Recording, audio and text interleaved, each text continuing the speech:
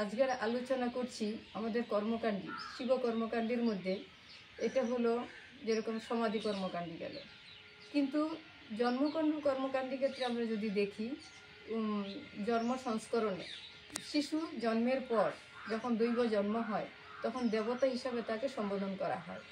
তাকে কি করা হয়, এই জন্য আমাদের দৈব জন্মের জন্য মঠ মন্দির এরকম কিছু থাকে, আমাদের হসপিটালেও আলাদা একটা ব্যবস্থা থাকা প্রয়োজন যে দেবতা যদি জন্ম হয় সাধারণ ক্ষেত্রে তাদের সঙ্গে যাতে মিশ্রণ না হয়।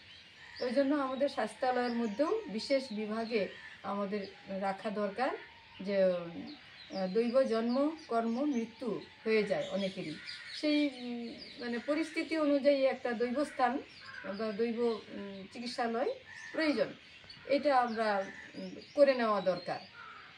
আর দেখুন যে জন্ম সময়ে আমাদের কি করা হয়, শিশু জন্মের সঙ্গে গেরুয়া দিয়ে ধারণ করা হয় আর ওদেরকে রুদ্রাক্ষ দিয়ে বরণ করা হয়। যদি বলেন যে এত শিশু কি বুঝবে, কিন্তু তাকে আত্মাটা যেহেতু বৃদ্ধের পরেও মৃত্যুর পরে আত্মা এসে জন্ম নিচ্ছে, তার জন্মের সময়ে পূর্বজন্মের কিছু ক্রিয়া করে আত্মা, সেই জন্য তাকে রুদ্রাক্ষ এবং গেরুয়া দিয়ে বরণ করে তাকে গ্রহণ করা হয়, আপ্যায়ন করা হয়। আবার অন্নপ্রাশনে কি করা হয়, অন্নপ্রাশনে তখন এই রুদ্রাক্ষ দিয়ে বা গেরুয়া ছোট ছোট জামা কাপড়ই হোক বা গেরুয়া রঙের গামছা হোক বা বস্ত্রই হোক ধারণ করিয়ে তাকে অন্নপ্রাশন দিতে, সেইখানে ত্রিশূল ডুমরু এগুলো শিবের যেগুলো আর কি এই রুদ্রাক্ষের মালা সেগুলো রাখা হয়। এই মাটি অমুক তমুক এই কৃষি কাজের যেগুলো সেগুলো রাখতে হয় না, এগুলো আমরা একটা আনন্দের সাথে করি। কিন্তু মূলত হচ্ছে যে পিতামাতা যে মন্ত্র আদি করেন বা পূর্বপুরুষদের করেন একাদশ রুদ্র এবং মহাদেব শিবের যজ্ঞ আদি করে তারপরে করতে হয়। আর শিবের যজ্ঞ করে সেই ইয়েতেই প্রসাদ বিতরণ করা হয়, আমিষ করতে নেই। যে কোনো কর্মে শিবগোত্রের কর্মে আমিষ বর্জনীয়, কারণ তারা দেবদেবীরা যেহেতু দেবদেবীরা পূজা পাঠ হলে নিরামিষ এখানে রান্না করে দেওয়া হয়, এখানে আমিষ চলে না। তাহলে শিবগোত্ররা তো মূর্তির মধ্যে তো আর থাকে না, প্রাণ থাকে না, সে পুরোহিতই ওর মধ্যে গ্রহণ করেন, তার মানে নিরামিষ ভোজন করেন। সেই জন্য বাড়িতেও সবাই নিরামিষ আহার করাই ভালো আর কি। বলি অনেকে বলি দেয় বা করেন, সেটা তো গ্রহণ হয়, কিন্তু সেটা বাস্তবিক পত্রে তো নিজের জন্য নয়, এটা হলো ভক্তদের জন্য প্রসাদ হিসাবে দেওয়া হয়, সেটা তার আত্মাকে মুক্ত দেওয়া হয় যদি প্রশ্ন করেন। এই জন্য নিরামিষটা করাই ভালো সব জায়গায়। বিবাহ কর্মকাণ্ডেও এই কী করা হয়, এই নিরামিষ করতে হয়। শিব যজ্ঞ করে রুদ্র যজ্ঞ করে সেখানে শিব পার্বতীর যেরকম বিবাহ হয়েছে রুদ্র রুদ্রাণী ত্রিনেত্র শুভ দৃষ্টি হয়। এখন যদি অন্য গোত্রের সঙ্গে বিয়ে হয় তখন দ্বিনেত্র হয় অন্যরা, আর শিবগোত্র হয় ত্রিনেত্র কর্মকাণ্ডী, তাহলে ত্রিনেত্র আর দ্বিনেত্র কিন্তু শুভ দৃষ্টি হয় না, এটা অশুভ বলা হয়। তাহলে বলে শিবগোত্রের মধ্যে শিবগোত্রে যদি বিবাহ হয় সেটাকে শুভ দৃষ্টি বলা হয় বা শুভ কর্ম বলা হয়, এটা শৈব বিবাহ বলা হয়।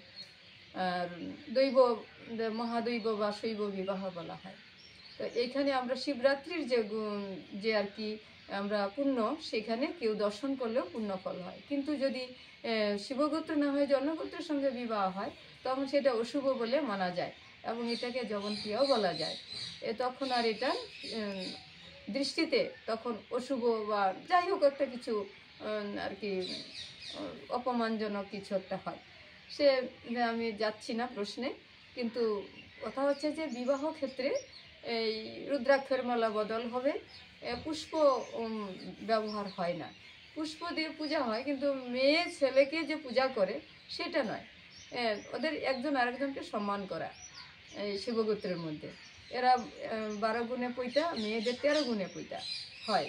সেই ক্ষেত্রে গেরুয়া রঙের হবে এবং গেরুয়া পোশাক কিছু হলেও গেরুয়া পোশাক থাকবে, থেকে তাদের বিবাহ সম্পন্ন হবে। আর এদেরকে একজন আরেকজনের সম্মানজনক, কেউ ওই যে 7 পাক ঘুরে বা 3 পাক ঘুরে এরকম কিছু না। এটা রুদ্র যজ্ঞ করে যজ্ঞকুণ্ডকে শিব মহাদেবের যজ্ঞকুণ্ডকে ওরা পরিক্রমা করলো সম্মানার্থে, আর একজন আরেকজনকে বিশ্বাস করে এখানে গ্রহণযোগ্য হয়। তো পিতা মাতার মধ্যে সকলে আর কি তাদেরকে মিলবন্ধন করিয়ে দেওয়া হয়, সেটা একজন আরেকজনই হয়। এখানে শিবগোত্রের মধ্যে যেহেতু অন্য গোত্র নেই, সেই জন্য গোত্রান্তর হয় না, একটাই গোত্র, এবং সেই শিবগোত্রেই হবে। অন্য গোত্রতে কখনো গোত্রান্তর হয় না।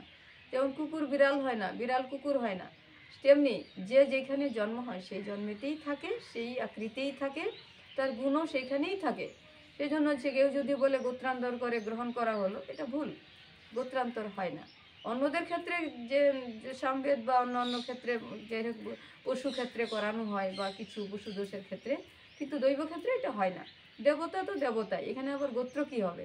শিবগোত্র, শিব কন্যা, শিবগোত্র পুরুষ হিসাবে, পাত্রপাত্রী হিসাবে তাদেরকে বিবাহ দেওয়া হয়। ওদের রুদ্রাক্ষ দিয়ে হস্তবন্ধন করা হয়, গেরুয়া দিয়ে হস্তবন্ধন করানো হয়। আর সম্প্রদান হিসাবে পিতা মাতার হিসাবে একজন থেকে না, গোত্রান্তর তো একটাই গোত্র।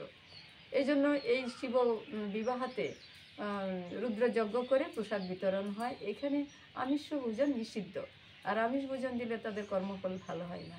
যেহেতু আপনি জীব হত্যা করে খাওয়াচ্ছেন, আচ্ছা প্রত্যেক জীব আপনার সঙ্গে সন্তান তুল্য, তাকে হত্যা করে খাওয়ানো উচিত নয়। সেক্ষেত্রে বলবো সবাই নিয়মটা মেনে চলবেন, আর কোনো পাকপুক হবে না। হ্যাঁ, এই 7 পাকে বিয়ে হয়, এটা হলো অন্যদের ক্ষেত্রে, 7টা বন্ধনের ক্ষেত্রে, 7টা কর্মের ক্ষেত্রে। কিন্তু আপনার তো হচ্ছে গিয়ে দৈব বন্ধন, মহাদৈব শিব বন্ধন, সেইখানে আবার পাক কিসের? কিন্তু এখানে হচ্ছে আর পরমাত্মাকে মেনে চলা, পরমাত্মাকে ধ্যান সাধনা করা। আপনি পরমাত্মা স্ত্রী শক্তি আর পুরুষ শক্তি, এটা সম্বন্ধ হচ্ছে আদান প্রদান। সেখানে দেবদেবীরা এসে জন্ম নেবে। আর অন্যদের ক্ষেত্রে তো দেবদেবী এসে জন্ম নেয় না, সেইখানে জিন এসে জন্ম নেয়। জিন এসে জন্ম নিলে তখন অপবিত্র হয়, আত্মা আদান প্রদানে অপবিত্র হয়, ওঙ্কার নষ্ট হয়, যপন ক্ষেত্রে চলে যায়। তার জন্য ভিন্ন জাতিতে বা ভিন্ন ধর্মে, ভিন্ন গোত্রে কেউ বিবাহ করবেন না। লাগে কুমারী থাকেন, সাধনা করে মোক্ষ লাভ করেন, কিন্তু তবু আত্মাকে বিনষ্ট করবেন না। আত্মার মৃত্যু হয় না, কিন্তু এখানে ওঙ্কার আত্মার মৃত্যু হয়ে যায়, তখন মানবে গিয়ে অবতরণ করতে হয়, আর মনুষ্য বা নিচু কর্মে গিয়ে তাকে চণ্ডাল হয়ে জন্ম নিতে হয়। বা যাই হোক, যেরকমই হোক, তাকে অপকর্মে থেকে রক্ষা পাওয়ার জন্য একটাই বিধান যে আপনারা শৈব বিবাহটা পালন করবেন। ডুমরু সঙ্গে থাকবে বা ত্রিশূল থাকবে, এগুলো সম্প্রদান করবেন। আর নারীর ক্ষেত্রেও রুদ্রাক্ষ, কঙ্কন, রুদ্রাক্ষ, বরণডালা, সমস্ত কিছু রুদ্রাক্ষ আর গেরুয়া ছাড়া অন্য কিছু ব্যবহার হয় না। এইভাবে শৈব বিবাহ হয়। শিবরাত্রিতে আমরা যেরকম দিই সেরকম আর কি শিব পূজায় সমস্ত কিছু মন্ত্র আদি এখানেও হবে।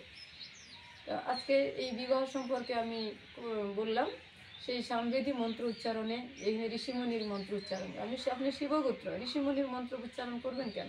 যে ঋষিমণি সাধনা করছে শিবকে, তারা নক্ষত্র, এই ব্রহ্মাণ্ডে যত কিছু আছে, যত লোক আছে, সকলেই মহাদেবকে সাধনা করছে, আপনাকে সাধনা করছে। তাহলে আপনি উল্টো কেন সাধনা করবেন বা বলবেন? তা ঋষিমণিরা তো আপনাকে সাধনা করছে, তা আপনি আবার উল্টো ওদেরকে কেন সাক্ষী রেখে এই কর্ম করবেন? এটা তো অপকর্ম হয়। সেই জন্য এই মন্ত্র আদি ত্যাগ করবেন। আমি মন্ত্র আদি তৈরি করি, সূক্ষ্মবেদের আমাদের মন্ত্র আদি তৈরি আছে। সূক্ষ্মবেদ আপনাদের জানা নেই। শিব কর্মকাণ্ডীকে সূক্ষ্ম কর্ম এবং পরমাত্মা কর্ম বলা হয়। সেই জন্য সূক্ষ্মবেদ নাম দিয়ে, বৈদিক কর্ম নয়, বেদ হচ্ছে মানবিক কর্ম, ওইটা দৈব কর্ম, শিবকর্ম। তার জন্য সূক্ষ্ম কর্মকাণ্ডী আমি লিখেছি দেবনাথদের জন্য। আপনারা পুরোহিতদের থেকে সেগুলো কালেক্ট করবেন, করে এগুলো ব্যবহার করবেন, মন্ত্র আদি উচ্চারণ করবেন। আজকে বিবাহ সম্পর্কে এটা রাখলাম।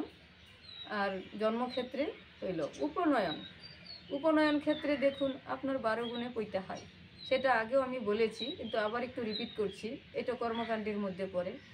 তো যেরকম উপনয়নের মধ্যে উপনয়ন হয় ব্রাহ্মণের, ত্রিনেত্র জাগরণ করা, তাদের ত্রিনেত্র নেই। সেই জন্য জাগরণের জন্য রুদ্র মানে দেবনাথ থেকে আদেশ নিয়ে তারা কি হতো, দীক্ষা পৈতা হয়, ব্রহ্ম দীক্ষা হয়, ব্রহ্মবেদ। কিন্তু ব্রহ্ম দীক্ষা তো আপনি দেবেন না, ঋষিমুনিরা দিয়েছে। তো ঋষিমুনিদেরকে মহাদেব দিয়েছে। সেই ক্ষেত্রে কোথাও যদি দীক্ষা হয়, যজ্ঞেশ্বর হিসাবে উপস্থিত থাকতে পারেন, ওরাই করে দিল। কিন্তু দীক্ষা অনেকেই নেয় শিবগোত্র থেকে, দীক্ষা পৈতাটা করে দিতে পারেন, ব্রহ্ম দীক্ষা। কিন্তু শিবগোত্রের জন্য শিবগোত্রই দীক্ষা হবে, শিব দীক্ষা হবে, ওঙ্কার আর ওইখানে 12 গুণে পড়তে হবে গেরুয়া ধারণ করে, আগেও বলে দিয়েছি। আর এই অন্যান্য যেরকম কর্মকাণ্ডী এগুলোর মধ্যে আপনি রাখবেন এইভাবে যে রুদ্রযজ্ঞ হবে, এটা চারকোনা হবে না, কিন্তু চারকোনা হবে না, গোল করে এখানে রুদ্রাণী যজ্ঞ হবে, করে তা পৈতা ধারণ করা হবে। ভিক্ষা মা হবে একজন, ঠিকই আছে, তাদের বংশের মধ্যে হতে পারে বা অন্য কেউ হতে পারে। এটা আপনারা ফলো করবেন, যে সংস্কারটা করে নেবেন। আর আপনার শান্তি মন্ত্র অন্যান্য মন্ত্রগুলো আলাদা, এই যেরকম সামবেদীয় মন্ত্র আছে এগুলো নয়, সম্পূর্ণ পৃথক। তা আজকে আমি এখানে রাখছি যে কর্মকাণ্ডী সম্পর্কে, আর যদি জানার থাকে আমাকে আমার কাছ থেকে জানতে পারেন। আজকে